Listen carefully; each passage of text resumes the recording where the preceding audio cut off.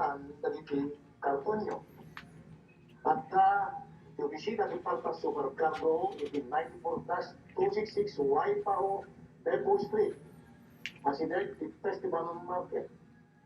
Mais na ito yung business center at Tupay Travel Agency, Money Remittance, at Tupay Servisyo ang servi, iti kasapulan, dagiti kapilipinuan, dito yung Hawaii. Di Paltas Business Center, Pilisupay, opisina ni Apo, Ruel Kabutay, natutukan ang honorarian boy, the Commission on Filipino Overseas, iti-itibulan the Office of the President of the Philippines. Ang tulong na karayon kadaliti araraw, kadaliti Filipino Overseas ito yung Hawaii. Umay kayon, Apo, when umawag kayo iti telepono bilang 808-500-8005. Ulitin tayo ako, 808-500-8005. Ipagpas supercargo ni Maduran, ni General Manager na Juan Sabali, no di Manong Flor Martinez, more popularly known as Mr. Pagbangon, over KMDI Radio. Magaling yung awagan ni Manong Flor, itip telepono bilang 808-226-3844. Umay ngayon aming pagkakatagalungan niya. At may magsakay yung Paltas Supercargo. At serving na diniliver, itintero ang Pilipinas. Welcoming at kahente. Join Paltas Supercargo. I continue to grow. It was live. It was working. Oh yeah. Yeah, but you're live. It's okay. Right now. Yes. You know viewers. Ili ni dati Governor, nagpapahita na Mayor Apo Luis Chavit Singh. Naglipan nyo ganyan, $49 bayad. Tibox nga pawit yun. Hawagan nyo ti Paltas Supercargo.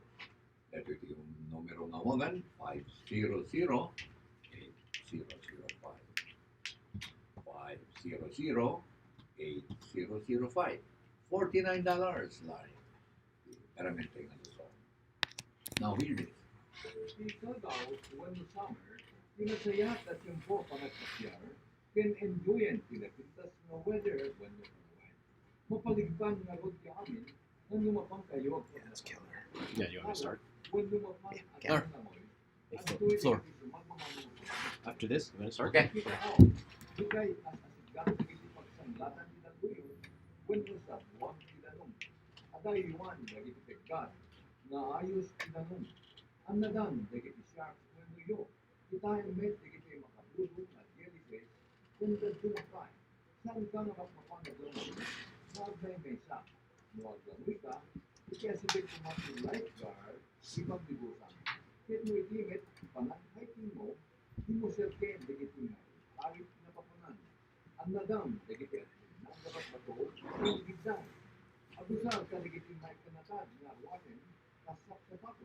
Kin agdakuma insect repellent na itugot mo, kin agdakuma kay kadwam at kakulkulog mo, kin agdaundas na supply mo. I just gotta figure out if he plays a song. I gotta figure out how to. Can you mute the mic? Is that all? We'll find out.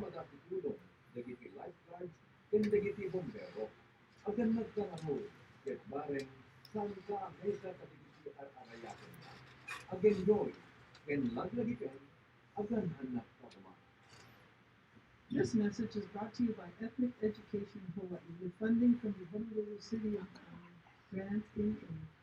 It's 8:07. Kasangwana ni Danon ko pala kayo ni Noel ti Tipon report, ti Dede Bigat, ti CNA School of Hawaii. Ipahina ti Nursing Assistant Training Program. Kanigiti kakamsa, kakayat na ang agbasa. Madaman ti Dede panagbaling Nursing Assistant. Kakamsa, madaman ti klaseng, mabalin yung kailangan ti kumamat. Katulad ti klase kay June 15. Ginggana no July 17, dati 15 days na panagklase o iti aldaw. Ti Rabi, damit 13-day classes na may paita na kayo. Lunes, Martes, hanggang Friday, 5 p.m. It's a little bit of a delay. Yan. Awagan nyo digiti officers kina sa aming eskwela, CNA School of Hawaii, the Jean Raynon Ganitano, Leti Piniera Bison, Joel Joseph Maestro, kini Amy Reganit Mauricio, kiti Magayo Panacodan, nakayatyo, kiti kumamati ti klase. 379-7751, 379-7751, or 888-2294, 888-2294.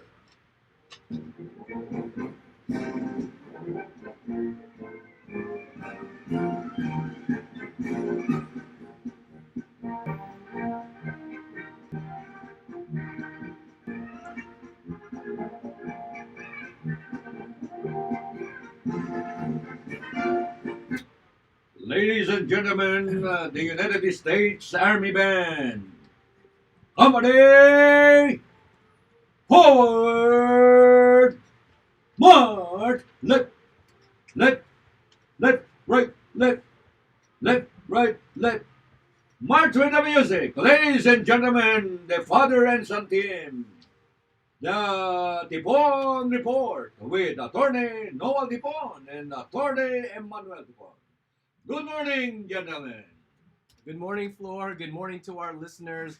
Welcome to the Tipon Report here on KNDI 1270 AM radio, and also going live on YouTube live today. So join us whether you want to listen to us on the 1270 AM, the radio station, or if you want to view us on YouTube live. After the show, if you aren't able to catch the show as we stream or as we're going live here now or on the radio station, we're going to post the video of the show live. But joining us as always in the studio, my co-host is always Attorney Emmanuel Tipon. I'm your host, Noel Tipon. The Tipon Report, live in Honolulu, Hawaii. Dad, Good morning, Noel. Good morning, Flor. Nabigat yung ako ang titigit yung programa to you. This is being recorded on YouTube. And I have forwarded the link to the YouTube to a number of friends, and they have a favorable response to it. One of them is Attorney Alan Suimatsu. He might be listening live now. He liked our show, and he liked the content, and he had a very lengthy comment. He agreed with all that we said, and he promised that he would try to watch it live unless he has a court hearing. Alan Suimatsu is a well-known lawyer in Hawaii. He was one of the few lawyers I met when I first came to Hawaii in 2004. And I needed a lawyer for somebody on a non-immigration and non-criminal matter. And so Alan Suimatsu and was most of this actually, he was introduced to me by Rona Menia, the father of the candidate. Let me know if you need legal help that doesn't involve criminal law or immigration law, and I will refer you to him. I will even accompany you to him. His office is just across the building from Nova's office in Hawaii. And the traffic in Waikiki at this time is already bad. I've never seen so many tourists in Waikiki all my life. The other day I went to a food truck, which in the older days is usually empty, and there were about 30 people in line. 30 people, tourists, and I didn't want to fall in line, so I talked to the manager. I just call you and said, or give you my order. But she never answered the phone, so I went there to fall in line. 30 minutes. When I arrived, my favorite was that, the coconut tree crab. I don't know whether this crab actually climbs the coconut tree, but he said they ran out of it, so I left with disgust. I went to Mach 7, 24/7, and ate steak, which was overpriced and overcooked. So that the life now in Waikiki, you've seen it, you've got to surf there. It's very crowded, but people live on the tourist trade, and I hope they make it down. But there are so many Supreme Court decisions today, Noel.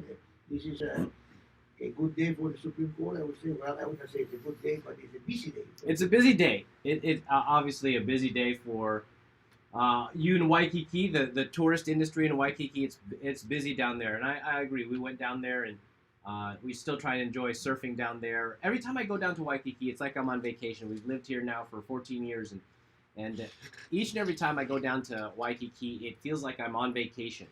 It feels like I'm just visiting for the first time because we used to come here when I was a child, and my children, all they know is living here in Hawaii, but they don't see it the same way. And but the tourist industry is, it's got its good and its bad.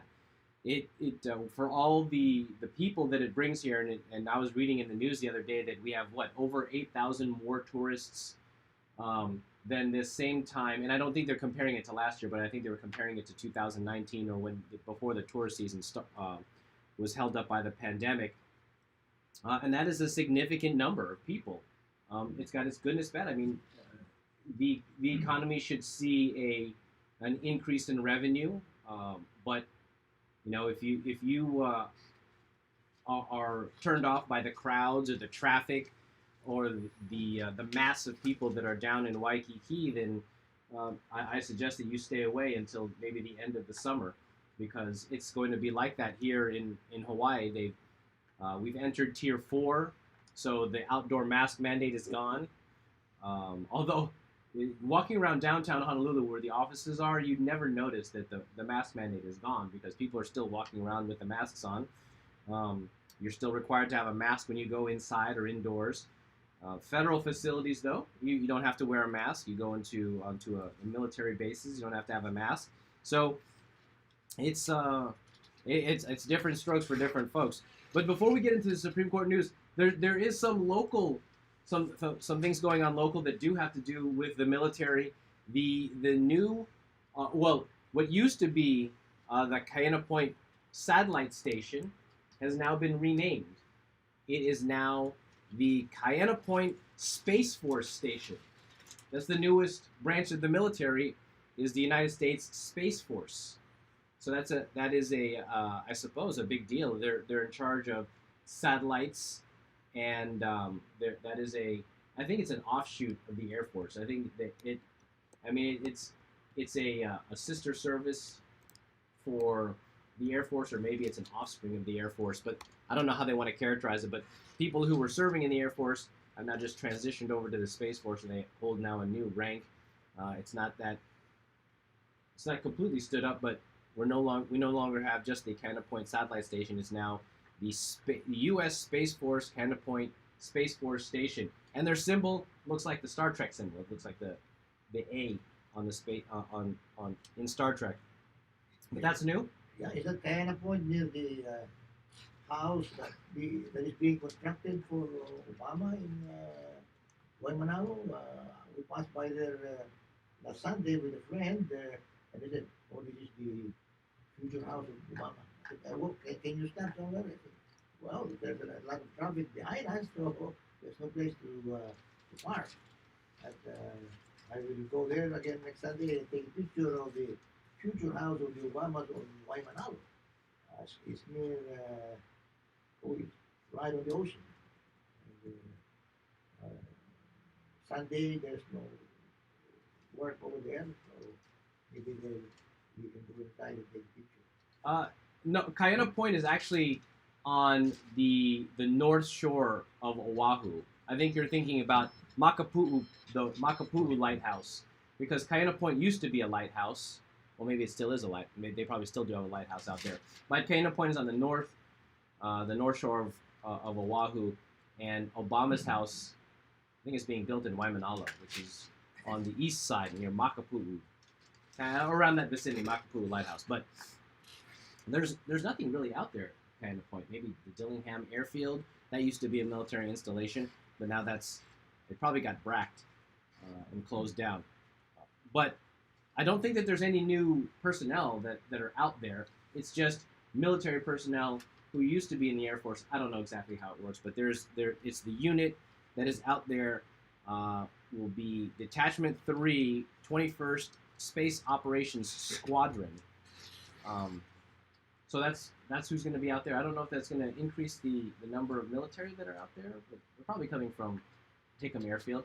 But to your point, the busy day for the Supreme Court. I doubt it was just today that they did all these things. We say busy day, but it's because they released all of their decisions. And their decisions, you can't put a label on them. You know, whether you look at it from the conservative standpoint or the liberal standpoint, I don't know if you can label it conservative decisions, liberal decisions, progressive decisions, because they're all over the place now. The surprising one was the unanimous decision from the Supreme Court. Surprising for two instances. One, it was unanimous. All of the justices agreed. And the second is the decision of in and of itself that they essentially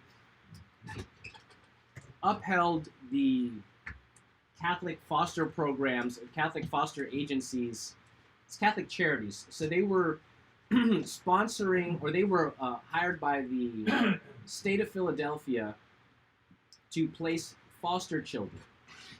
And so they were an agency of the state where they were supposed to vet potential foster parents.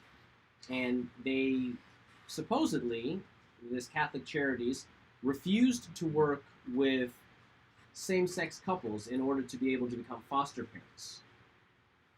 And the state of Philadelphia removed them as one of the placement agencies or one of the screening agencies. And the Catholic agency or the Catholic charities, they decided to sue, claiming discrimination, saying that, hey, look, they had every right to work with the people that they wanted to work with. They couldn't, the state couldn't place restrictions on the way that they vetted people because it was discriminatory, it was arbitrary, and so they sued. I think it started all the way back in 2018, and it got all the way to the Supreme Court. Now the fight there was so the same-sex marriage, same-sex couples, LGBTQ, gay community, they claimed that it was the Catholic charities were discriminating against them, or same-sex marriages, same-sex couples, in the way that they placed foster children. I don't know why this is such a huge. I mean, whether they're screened or not by a particular agency, they're not necessarily going to be the ones that place them, but the way that they screened them, they said, was discriminatory against gay people. And then, but Catholic charities, they said, hey, we can screen whoever we want to. We are not an arm of the government. We can ostensibly discriminate against whoever we want to, and if they discriminate against a particular group of individuals, then they were free to do so. In this new woke era, I mean, although if this started all the way back in 2018, that seems to predate what has been going on recently. But they sued, and the Supreme Court unanimously said that Catholic charities could not be removed as a screening agency for foster children, simply because they discriminated against the people that they screened for foster care. Actually, they're not discriminating. They just don't want to certify a potential foster care parent which is against their religious beliefs. In other words, they would not certify a potential foster parent if the foster parent is gay or lesbian, or if it involves same-sex couple. And the Supreme Court unanimously, in a rare show of unanimity, said that, well, you cannot interfere with their religious beliefs. If that's their religious beliefs, you cannot force them to certify this kind of people, gay, lesbian, or whatever. And do you recall that case, Noel, where The baker? baker refused to bake a cake for a couple who were getting married who are same sex. And it went all the way to the Supreme Court. And he won. He said it's against my religious beliefs to bake a cake for a gay couple. And he won. So the Supreme Court is sensitive to these kinds of cases where you invoke religious freedom. So you say, I don't want to do this, it's against my religious beliefs, in all likelihood you will win in the Supreme Court. But this baker was harassed in his hometown, and I think it's probably out of business already. They are, these people are being harassed if they stick to their religious beliefs. Well, I think it has to do with the First Amendment, and that the First Amendment does include the free exercise of religion. It's not just the freedom of speech. And I don't know whether or not, how did they get it to be unanimous? Everyone agreed on it. It probably had to do a lot, not just with the First Amendment, which is highly guarded right in the Bill of Rights, but it probably also had something to do with the way that the law was enacted or the way that it was enforced, because Philadelphia had contracted with other agencies in the past and made exceptions for those other agencies in the way in which they screen foster parents. And so I think that was part of the thinking as well, although I don't know if it made it into the majority opinion that was written by Chief Justice John Roberts. But it had to do with the way that in which it was applied, or the law was applied. And if they allowed other agencies to ostensibly discriminate or screen out particular groups of people based upon, whatever their either First Amendment right was or expression of religion was, then I think that they said that they can't just pick and choose now Catholic services because they discriminate against same sex. You can't just refuse to contract with these people. And I mean, that makes sense, because if you're going to have a rule in place, or if you're going to do something in one way, but you make exceptions for all these other people, all these other agencies, then you can't say, well, we'll make exceptions for all of these people, just not you, because we don't like the way that this is going forward.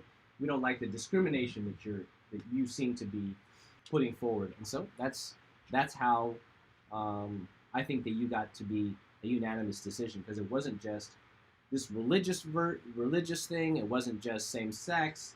It had to do with First Amendment. It had to do with the application of the law. And so I think that that's how it got to be a unanimous decision.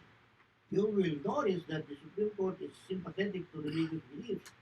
In those COVID cases where they were restricting attendance at churches, I think New York and California were limiting attendance at churches to 10 people, and churches stood, and they won. They did not restrict the freedom to worship in the churches simply because of COVID-19. So they are very big to religious beliefs. Well, because it's rooted in the First Amendment. Yeah. The free expression of religion is rooted in the First Amendment. And if you look back at the history of the founding of the United States, that is a huge part of why America came to, or was first settled. It was settled by people who were escaping the religious persecutions that were going on in Europe at the time. So they came to the United States so that they could freely exercise their religion in the manner in which they wanted to, and not be subject to all of these restrictions. So I think because it's rooted in the First Amendment, people think First Amendment, oh, it's freedom of speech. I can say whatever I want, whenever I want, however I want. That's not true. But if you the very general premise that the First Amendment protects the freedom of speech, it also talks about the free expression of religion. Now, both of these are very significantly rooted in not just the settlement, but the creation of the United States. That's a right that is going to be fundamentally protected, and it's going to be universally protected up and down. and if you're going to put these highbrow intellectuals on the Supreme Court, which is what they are. I mean, if you saw the Amy Coney Barrett confirmation process, you know that she is a highly intelligent individual, in regardless of whether she's left or right or whatever her political beliefs are. These 9 individuals are complete intellectuals, and if they remember, or they at least study the history, so freedom of speech came about because, you know, King George and all those other individuals, all the kings of England, were trying to stifle people's free expression in criticizing what then was the government or the monarchy. So even freedom of religion predates that, because even before the American Revolution, which highlighted our distaste for things like taxation without representation and real representative government, it really goes back to people fleeing Europe and the old world to come to America because of religious persecution. So that really was a significant reason why America was settled. So if you can trace all that back, and the need for religious freedom and the free exercise of your religious beliefs, I think that's why it seized so much protection from the Supreme Court and the High Court in these highbrow intellectuals. Well, that decision was written by, or that opinion. You know, in the United States they call it opinion. In the Philippines they call it decision.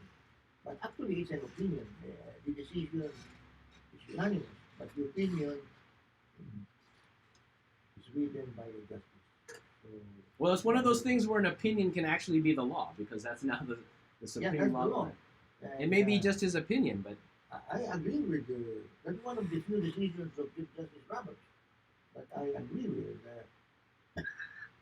you know, we appeared before Chief Justice Roberts. I think 5 years ago, when you I think it was more than sponsored me to be a member of the Supreme Court bar. Not every lawyer can practice before the Supreme Court. You have to be admitted to the Supreme Court bar. And so one winter time, we went there with your mom, your sister, we went to the Supreme Court, inside the Supreme Court. Very few are allowed there. It's a very small court. And you sponsored me, and you go for my admission. And Chief Roberts smiled, cracked a joke, and said, the previous one was a daughter sponsoring the mother, now the son sponsoring the father. So go ahead. yeah, he wanted to inject some sort of humor in there. Yeah, because it was another. I think it was a child sponsoring a parent, so it was in his mind it was a reversal. It's a mother and daughter. This was the father and son. So personally, I see Justice Roberts as a very likable person. He's always smiling. But some of his decisions I disagree with. One of them is this Obamacare. You will recall, Noel, that when the first case involving Obamacare was brought, they were struggling to find a reason to uphold it. They were saying it involves interstate commerce, and they had the power to regulate it. And Robert said, no, it is a tax. Obamacare is a tax. This involves health. And he was struggling. He wanted to uphold the law. So he said, it is a tax because if you don't join Obamacare, you will pay a penalty that is payable to the IRS. So because the IRS is involved, they said it's a tax. I think that's too much. Well, he was just trying to find a justification so that the Supreme Court could rule on it. I mean, yeah, but that had nothing to do with the validity of the law, but they were trying to find an excuse on how the Supreme Court could actually decide whether or not Obamacare was, legal or not legal. And so recently the Congress abolished that requirement, so it's no longer a tax.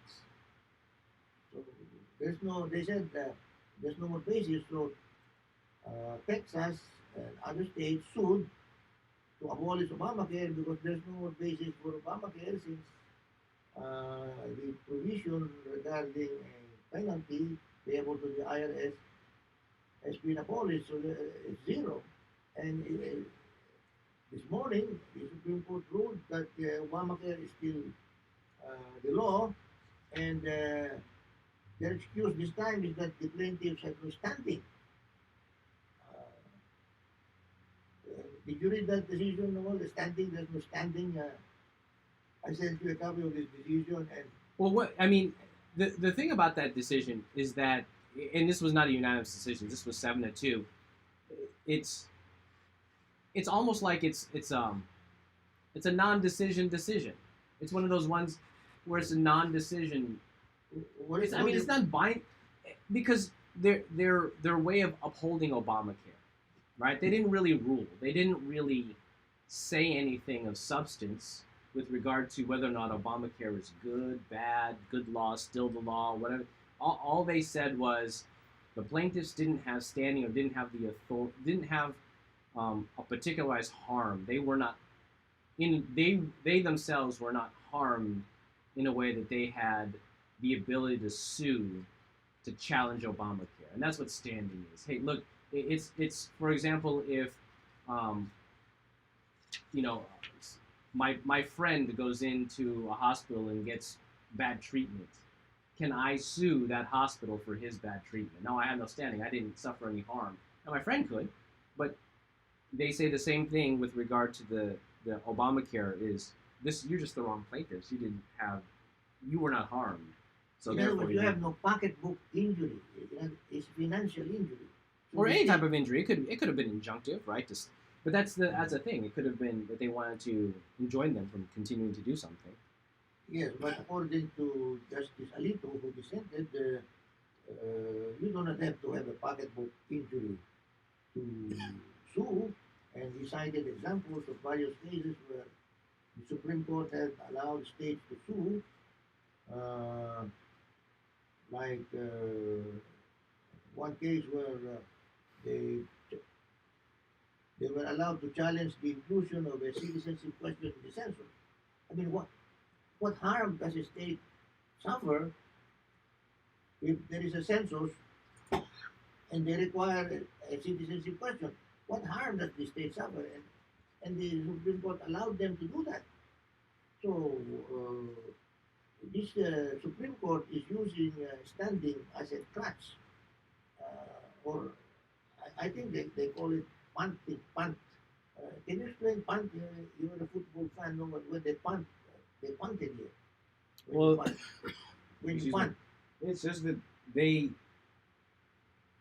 passed the decision off. They didn't want to try and come to a decision on their own, so they deferred or they didn't.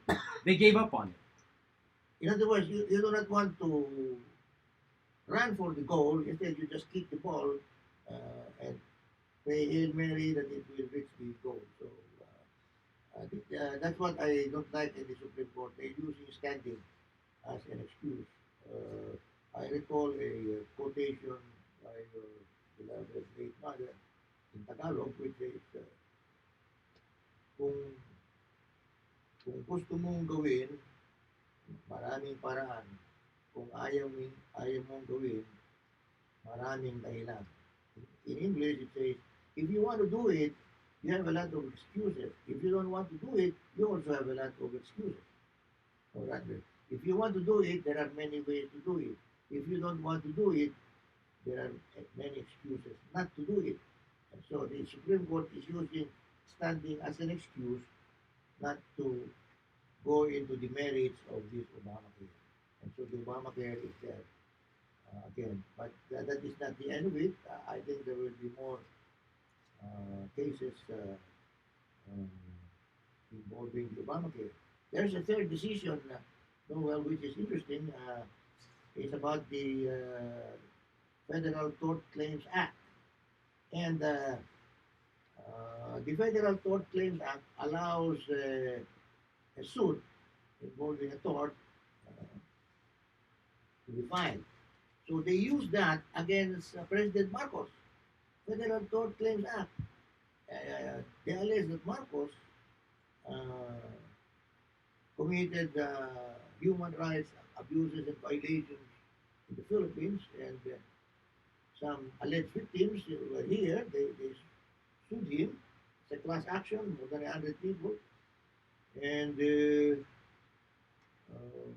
I went to visit him.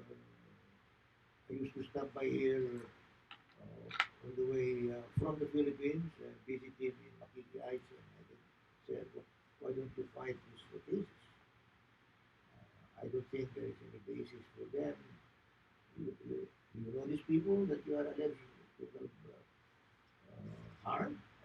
I don't know them. If I want to harm anybody, it will be these guys who are against me, like Tanyada or Jokno. But I don't know these people claiming that I violated their human rights. So I said, so why don't you fight them? And he answered me in Ilocano saying, bye-bye, Abu, never mind. We the way will be hand. But if you don't fight, sir, you will lose. And he kept saying, bye-bye, Abu. At that point, I noted that he had lost the will to fight. He was no longer the fighting Marcos that I knew. And he had given up, and his lawyers should have fought for him. But they did not, and so President Marcos was held liable for alleged atrocities in the Philippines in violation of the Alien Tort Claims Act, which is a wrong decision. Why? Because the Alien Tort Claims Act does not have extraterritorial effect. You cannot use the Alien Tort Claims Act to punish acts that occurred abroad. And I, in a split decision, upheld the decision of the Honolulu District Court that human rights violations and under the Alien Tort Claims Act of 1789 is an old law. And of course, by the time the decision was rendered, he was already dead. He died in 1989. The decision was 1996. But the Supreme Court today ruled that the Federal Tort Claims Act does not apply abroad. And this is the case of Nestle versus Doe, in which certain people who were working abroad, they claim this was actually in the Ivory Coast in Africa, I think, and that they were growing cocoa using slave labor. And so they sued under the Federal Tort Claims Act. And Justice Thomas said that you cannot apply the Federal Tort Claims Act to these kinds of conduct that happen abroad. He said that the statute does not apply extraterritorially, meaning that they cannot be, you cannot apply this law abroad. But why did they use it against President Marcos? If President Marcos was alive then and he had appealed to the Supreme Court, I don't know what the Supreme Court would have said. Would it have applied the Alien Tort Claims Act in the proper way, or because the president was considered PARIAH, or not a likable person in the eyes of the United States, they just ruled against him. And I think he was unfairly treated, and by the courts of the United States, applying the Federal Tort Claims Act against him for acts that were allegedly done in the Philippines. And the Supreme Court today said you cannot apply the Federal Tort Claims Act to conduct that happened abroad. And that's why these people, Nestle, lost the case. And maybe people don't think that's important, but it It changes or it restores the Alien Tort Claims Act to its proper place. But you cannot apply it to things that happen. Now, but they were suing for human rights violations. Same type of thing. Yeah. Well, it's a different thing. This is they claim that the people who work on the farms abroad were hired slave people. They're selling the cocoa in the United States, but selling the chocolate, which is the product of slave labor, the slave labor did not occur in the United States. It's just the product. Nations of Marcos all occurred in the Philippines. The only reason that they sued him is because he was here. They have personal jurisdiction, but they do not have jurisdiction over the subject matter of the case. And the Court of Appeals 9, I think Justice was Villarreal, and there was even something wrong in the way this was treated as a class action. But we can talk about that on another day. Well, I mean, I think that if your question is what would have happened if it was the exact same court, then what would have happened if Marcos had court? Well, if they're applying the exact same law, because in the case that you just talked about, Nestle, that it was overturning a Ninth Circuit Court of Appeals decision that allowed the Alien Tort Claims Act to go forward. So there was a suit, and then all the way up to the Ninth Circuit Court of Appeals, they said, the Ninth Circuit Court of Appeals, which is an ultra-liberal court, they said, sure, you can sue. You can sue Nestle for these alleged human rights violations. And Nestle continued to appeal all the way to the Supreme Court, and that decision was said, no, that the Alien Tort Claims Act cannot be used in this particular instance. So while they didn't win the suit, while Nestle didn't win the suit, or they didn't win, substantively, it's another one of these non-decision decisions. They just said that you can't use this particular act to sue this company. But I wonder if you can. Otherwise, I guess they wouldn't have any other jurisdiction to sue these people, because you can't sue in the original cause, and then how else would you get jurisdiction over this American company for things that they did overseas? So, I mean, maybe if Marcos had appealed all the way to the Supreme Court, it seems like overturning some ultra-liberal Court of Appeals. I think Imelda should have appealed to the Supreme Court, because the suit was against the Marcos estate. And she is the Marcos estate. And I don't know why the lawyers did not appeal. One of the lawyers was Lind, who was, after Imelda went to the Philippines, he was going around with Imelda in the limousine, and he thought there was a suspicion that he might be enamored with Imelda. One time there was a party for Imelda. I brought your nephew OG to the dancing. I think it was Imelda's party, and he was there, and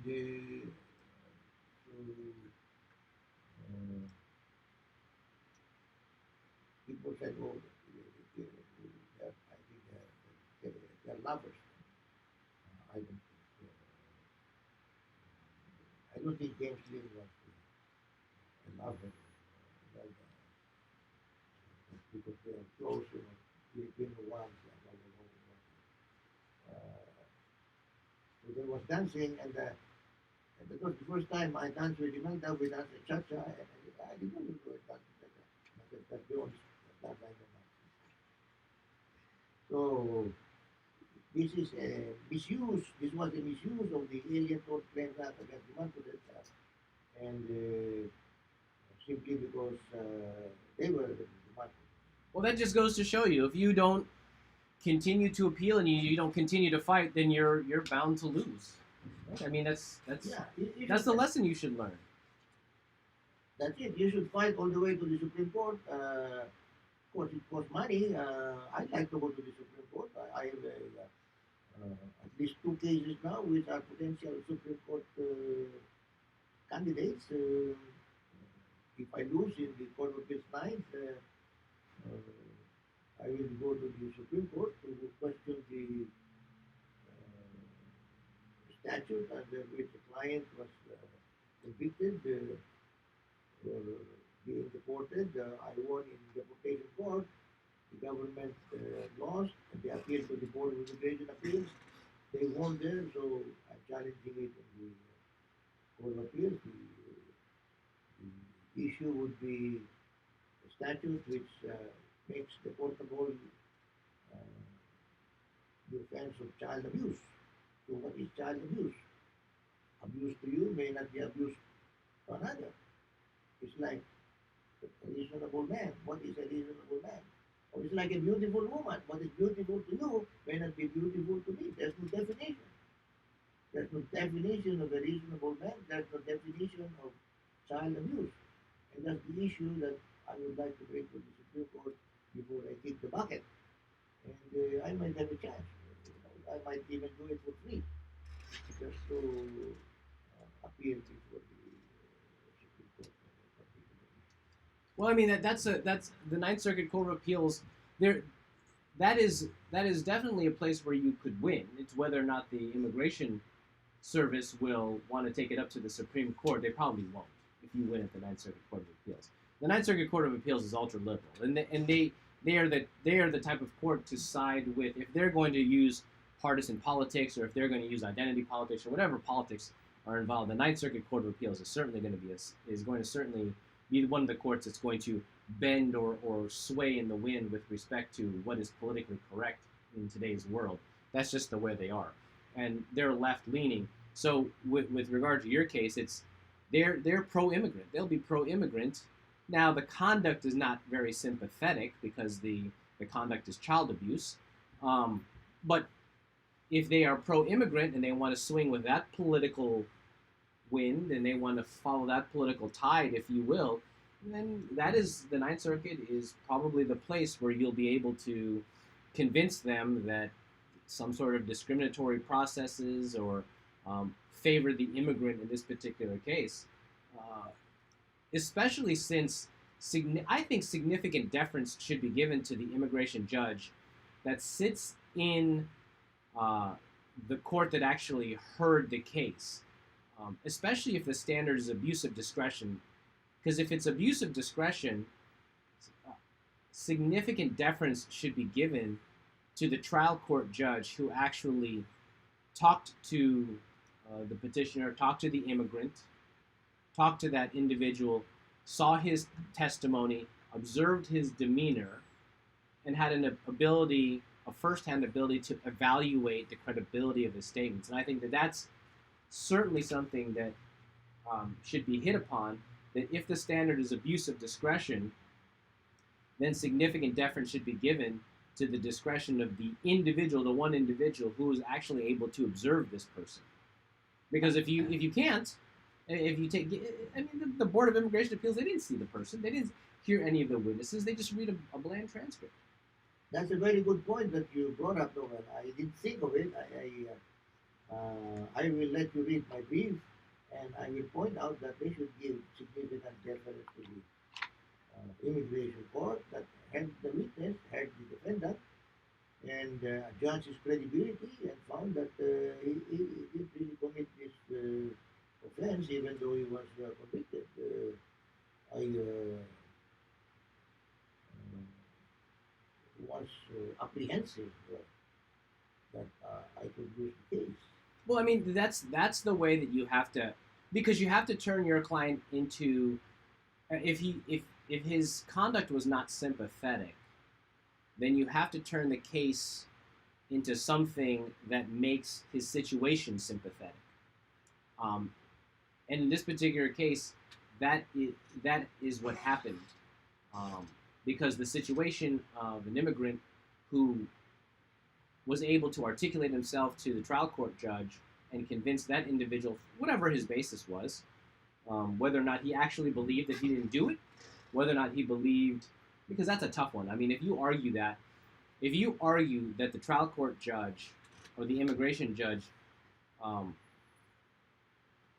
gave him relief because he didn't believe the underlying conduct, that's a tough one. That's a tough sell because in the court that you were in, he has to believe the underlying conduct because, or he has to at least operate under the presumption that the underlying conduct was proven because the basis is a conviction that he suffered at the hands of 12 jurors. So that's a touchy one. That's an interesting one. How to frame that to the Ninth Circuit Court of Appeals and make him sympathetic. I want you to have an input on my brief to be sure that you win in the Court of Appeals tonight because I don't think you would have the money to pay me to go to the Supreme Court. But that's the one you take for free. That's the one you take pro bono. Yeah, pro bono. So I mean, if we're going to the Supreme Court. Lawyers will not take a case to the Supreme Court for less than $50,000. Oh, it's expensive. I mean, just the costs of printing alone, to print the petition to the Supreme Court alone are tens of thousands of dollars. That's just the individual costs alone. Forget about attorney's fees and the amount of time that you're going to spend briefing it and preparing for argument and doing things of that nature. But just the hard costs alone are prohibitive. Yes. But it's worth a try. I think it's a worthy case. It's a very worthy case because I was concerned that if he were questioned by the judge, he would not know how to answer because he's not very smart. He's not a very smart guy, and I did not prepare him. That's why I told the judge, there's no need to question him, Your Honor, because we admit there was a conviction. There's no need to. Let me tell the boy, I want to know the truth. And I want to question him.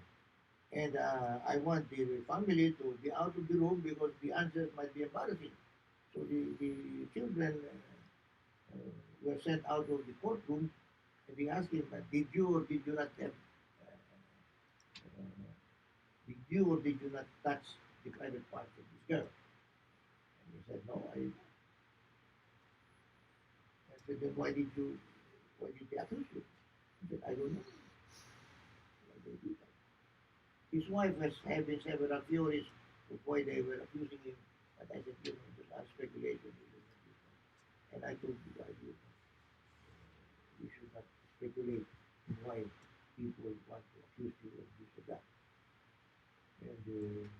And I think the critical point that I mentioned is that I said, Your Honor, last night I went to see a movie.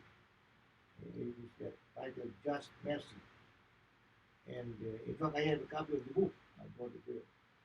And in this case of Just Mercy, this was a black lawyer in the South fighting for the rights of black defendants. And they were always accused of crimes, even if they didn't do it, and they were always losing. And the book is called Just Mercy.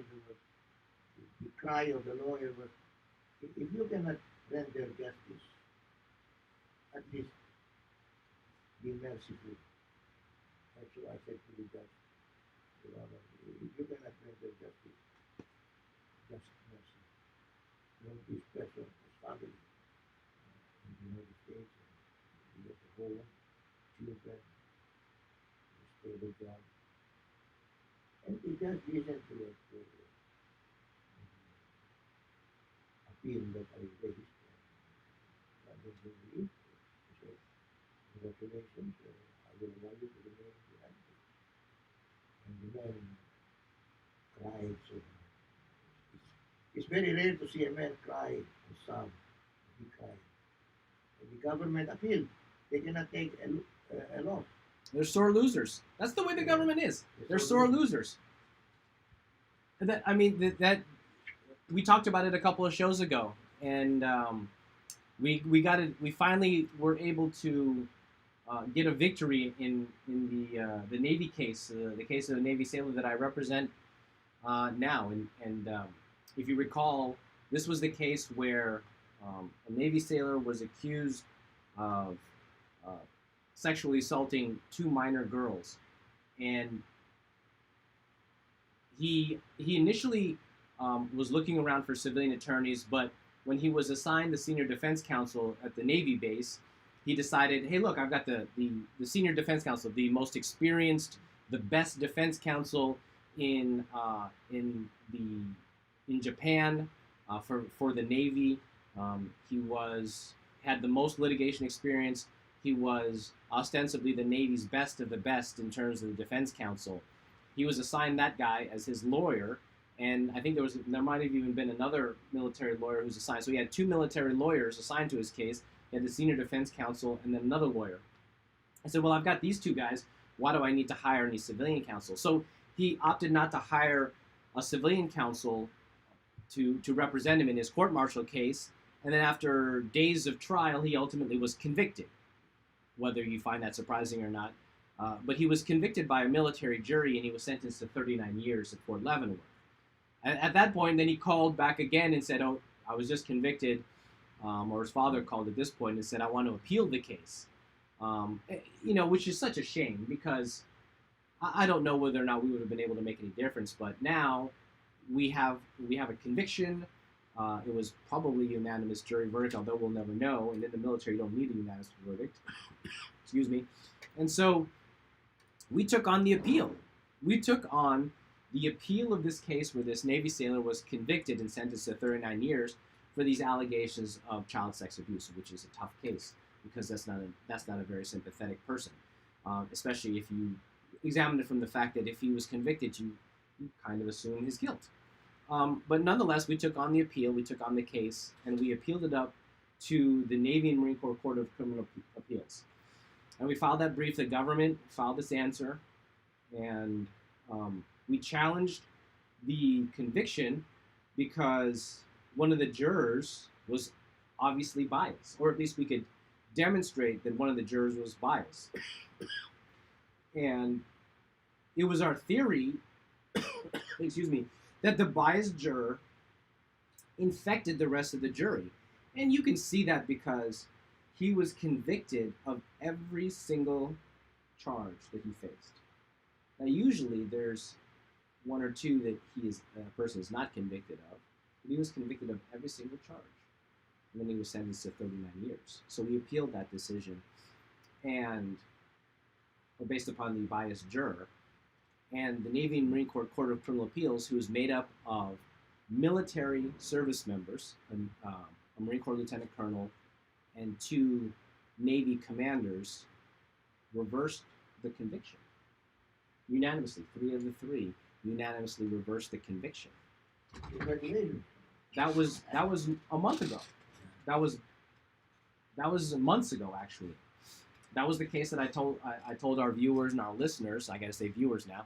I told our viewers and our listeners that I went to Washington D.C. to do oral argument, and the oral argument went quite well. The decision came out shortly thereafter. It usually takes months and months and months, but it came out shortly thereafter. They unanimously reversed the conviction, and my client was going to be set free. Now, talk about sore losers. The government, having lost the case 3-0, filed a request to certify the case to the Court of Appeals for the Armed Forces, which is the next appellate court up. And they asked their boss, the Judge Advocate General of the Navy, to appeal it. And if he certifies the issue to the Court of Appeals, then they have to take it and they have to listen to it. I would have loved to go back to Washington, D.C. and argue in front of CAF. It's what's called Court of Appeals for the Armed Forces, CAF. I would have loved to. And I told them, I said, I think you robbed me of my opportunity to argue in front of the Court of Appeals for the Armed Forces, because, so what they did is they filed a petition asking for the JAG to certify it. And while that would have given me the chance to go back to D.C. and challenge it one more time, we filed a letter anyway saying that it was not just, or there was no reason to re-examine the issue, right? So we said, don't certify the issue to the Court of Appeals. And then after a few weeks, the government decided to withdraw their petition. So what happens now? You're back to square one. we're back to square one. So if the conviction was reversed, is he set free? The conviction is reversed, and he's set free. So the case is free? well, yeah, that's the problem. Why? What The conviction has been given, overturned, right? I just spoke to him the other day. The conviction has been overturned. They're back to square one. It's as if the charges never existed. They were dismissed by the appellate court. They tried to challenge it up. They finally withdrew their petition request. So now the Court of Appeals decision is, or the Navy and Marine Corps Court of Criminal Appeals decision is the law. It's overturned, and they still haven't set him free. They're still debating what they want to do. So he's still there. He's been transferred to a different section of the confinement facility at Fort Leavenworth, but he's still in jail. And I want to go out there and I want to file a petition to demand a speedy trial and get him out. But talk about the government being sore losers and not giving up. Well, eventually this time they did give up. And I don't know if the letter that we submitted had anything to do with it. They probably saw that there was we were right in our challenge and we had a good case, but they continue to want to appeal. I don't know why. They just want to, and I think it was more the people who were involved in the argument and the preparation. Maybe they didn't like losing to me, maybe they didn't like losing the case, but they want to continue appealing. But now it's over. Well, at least at this point, it seems like it will stand that his conviction's overturned. I think our time is almost up. Flor, you wanted to talk about the charges against this the officers, but do we have time? A minute or so? You brought this, yes. Now here's this is something that's affecting the local community. The other ones we talked about, yeah, we'll make it short. We'll make it short. So we're talking about the 3 police officers who were involved in the fatal shooting of that 16-year-old boy, and I'm not going to call him a man. He's a 16-year-old boy involved in driving a car that was supposedly involved in other crimes. Essentially what happened was he was involved in a high-speed chase by police officers through the island of Oahu. And when he finally came to a stop, his car was surrounded by these police officers, and then 3 police officers opened fire into the car that may or may not have been completely stopped. They say that there was evidence that it was still moving to a certain degree. But what happened was they shot into the car, the boy died, his front passenger was injured in the shooting, and the prosecutor wanted to bring charges against the police officers. He tried to bring it to a grand jury. The grand jury declined, which is strange. The grand jury declined to indict the officers. So what the prosecutor did was he filed criminal complaints in district court, which is an alternative way in which you can charge somebody. So even though the grand jury declined to indict them, he filed a complaint, the prosecutor did, or his office did, against these 3 same police officers in district court, alleging second-degree murder against 2 of them, and then attempted murder, second-degree murder of the other one. Where actually it was second-degree murder against 1 police officer, and then attempted second-degree murder of another. Ostensibly, these 3 officers now face, let's just get it straight. 1 count of murder in the second degree against 1 police officer, 1 count of attempted murder in the second degree of another police officer, and 1 count of attempted murder in the second degree of the 3rd officer. And this is just another way of getting murder charges in this district court. Now, this doesn't mean that there will be a trial, that they're facing these charges in front of a jury. It means that a judge is going to listen to the prosecutor's case, and he or she will decide whether or not there's probable cause against these police officers and whether or not to bind them over or hold them to answer for a felony-level trial. So there's going to be a preliminary hearing still. So this is an alternate way. And then there's talk about whether or not this is the right thing to do, especially in this day and age when there's a significant controversy over the defund the police or do we back the blue, and whether or not this was the right thing to do by the prosecutor's office, whether or not this is politically motivated, whether or not it's because of all this woke culture that's out there. I mean, my problem is the grand jury has already declined to indict. How in the heck are they going to convince 12 jury members from the and in a grand jury, they only hear incriminating evidence. They only hear the pitch from the prosecutors. It is made to be as bad as it possibly can be made with no cross-examination by the defense counsel. That's what the grand jury hears. It's the worst set of, it's the worst, well, it's the best opportunity for the prosecutor to pitch to them their best case, and these grand jury members refuse to indict. Now, let's just say that the judge sees it differently and he does find probable cause. How in the heck are they going to get 12 jury members to agree to convict these guys? Well, as Trump would say, let's see what happens. I have a lot of things to say for and against the grand jury. We'll talk about it next time. And you're closing remarks on that? Absolutely. Send your questions to tiponreport@gmail.com. That's tiponreport@gmail.com, because we want to see what our listeners and our viewers think about this issue of the these police officers, because this is going to be, the preliminary hearing is going to happen. They're not releasing the body cam footage, although they claim that the body cam footage contradicts the statements of the officers, and I think that that's the big deal, right? I think the big deal is if the police officers had come out and said, yes, we shot him, and this is the reasons why, and they hadn't exaggerated, and the things that they said didn't contradict what the body cam footage showed, then I think that they would be in a better situation. But the problem is when you have an officer-involved shooting in such a controversial situation, that the integrity of the person that you're listening to, officer, the integrity and the believability and the credibility of the police officer weighs heavily on whether or not it's a justified shooting. And so when you have when the credibility and the integrity is being called into question, and it just does not match what the physical evidence shows, I think that's when they ran into trouble. They better get a good lawyer. Well, you need to maintain your integrity. That's what you have to do throughout the course of this thing. So thank you, Abu. If you have any questions, directly call me or text me at 225-2645. I have several callers already.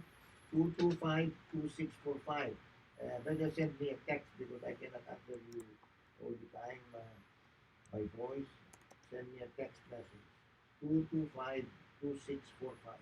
I'm the only lawyer in Hawaii who gives his cell phone. And they call me at all times, day and night. And for those of you who joined us on YouTube Live, join us next week, Thursday at 8 a.m. YouTube Live. You can type your questions in. We'll try and get to them. We'll get to them answered. You can make your comments. You can let us know what you think about the show. We appreciate all of our viewers and all of our listeners. So thank you for listening to the Tipon Report here on KNDI 1270 AM radio in Honolulu, Hawaii. Thank you very much, Lauren.